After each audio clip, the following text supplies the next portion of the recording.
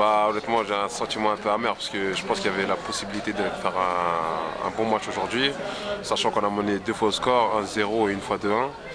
Et après, je pense que les minutes après qu'ils ont suivi, on a eu un petit coup de mou et à partir de là, bah, on a eu les buts qui se sont enchaînés et ça allait très très vite.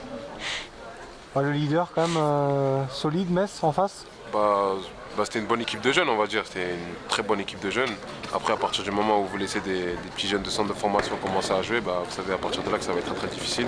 Surtout qu'on a joué sur un terrain, le Stade Saint-Symphorien, qui était assez grand. Eux, ils avaient l'habitude de jouer dessus, ils se sont entraînés dessus, ils connaissaient un peu comment il était le terrain, etc. Donc voilà, c'était un peu difficile, on va dire. Ça allait rapidement, ils ont pris les espaces ou vous prenez les buts comment? Les buts, ouais, on va dire que c'était des buts qu'on aurait pu largement éviter. Le premier but qu'ils égalisent, ça part d'une mauvaise passe de moi dans l'axe qui ramène un coup franc et le coup franc il ramène le but. Ensuite, c'est des buts qu'on aurait pu largement éviter, c'est sur des erreurs de marquage après. Il y a un penalty qu'on aurait pu éviter, il n'y avait pas vraiment penalty, mais bon, il a sifflé, c'est comme ça.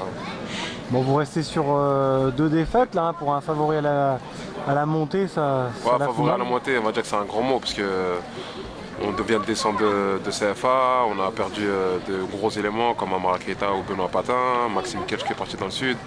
On a 8 nouveaux joueurs qui sont arrivés. Après, il y a un nouveau coach aussi, il y a une nouvelle façon de faire qui est différente de l'ancien coach d'avant. Donc après, il y a beaucoup de choses qui sont mises en place. Le temps que la mayonnaise prenne, je pense qu'il y aura un petit moment quand même, mais surtout qu'il n'y a pas tout l'effectif au complet. On joue avec des joueurs qui n'ont pas joué depuis un moment, des joueurs qui sont à moitié blessés, donc c'est un peu difficile. Comment ça se passe avec Bruno Paterno justement? Bah écoutez, c'est un nouveau coach. Après, ça change de l'année dernière, c'est sûr, c'est beaucoup plus rigoureux. Après, c'est vrai que ça change de l'année dernière. Ouais. Bon, prochain rendez-vous c'est quoi? Neufchâteau, match de Coupe de France. Et après en championnat? En championnat, on reçoit Épernay. Donc là aussi ça va être, Ouais, ça va être délicat.